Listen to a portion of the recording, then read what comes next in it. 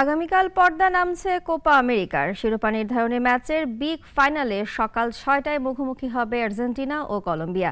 মেসিদের সামনে টানা দ্বিতীয় কোপার হাতছানি। অন্যদিকে কোনো মেজর টুর্নামেন্টে দ্বিতীয় শিরোপা জয়ের লক্ষ্য কলম্বিয়ার। রাজিবুল ইসলামের আরও একটি রিপোর্ট।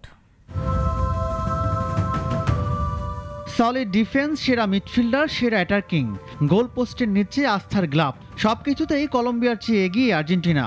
কিন্তু কোথায় গিয়ে যেন এই দলটির একটি তাড়না লাগে, সুখের মাঝেও কান্নার দরকার হয়।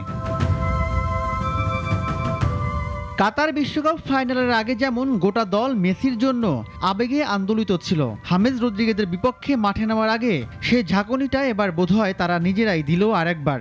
16 বছর ধরে আর্জেন্টিনার হয়ে 144 ম্যাচ খেলে যাওয়া উইঙ্গার অ্যাঞ্জেল ডি মারিয়ার এটাই শেষ ম্যাচ।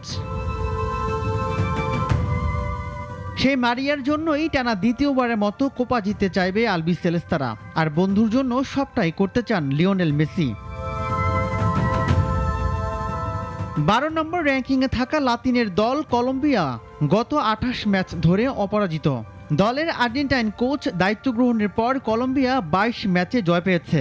ব্রাজিল, উরুগুয়ের মতো দলকে হারিয়ে তারা ফাইনালে এসেছে। তবে দলের অন্যতম ভরসা রাইট ব্যাক ড্যারিয়েল মুনোজ কার্ড নিষেধাজ্ঞা থাকায় খেলতে পারছেন না।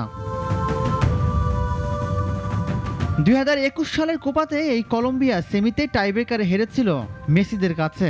তারপর 2022 সালের জানুয়ারিতেও কলম্বিয়ানরা হারে মেসিদের কাছে। রেকর্ড বলছে 42 বারের মুখোমুখিতে আর্জেন্টিনা 25 এবং কলম্বিয়া জয় পেয়েছে 9 বার। এদিকে কোপার তৃতীয় স্থান নির্ধারণী ম্যাচে কানাডাকে টাইব্রেকারে 4-3 গোলে হারিয়েছে উরুগুয়ে। রাজিবুল ইসলাম, নাগরিক। একমাত্র ওয়ালটন এসি দিচ্ছে 1 বছরের রিপ্লেসমেন্ট গ্যারান্টি।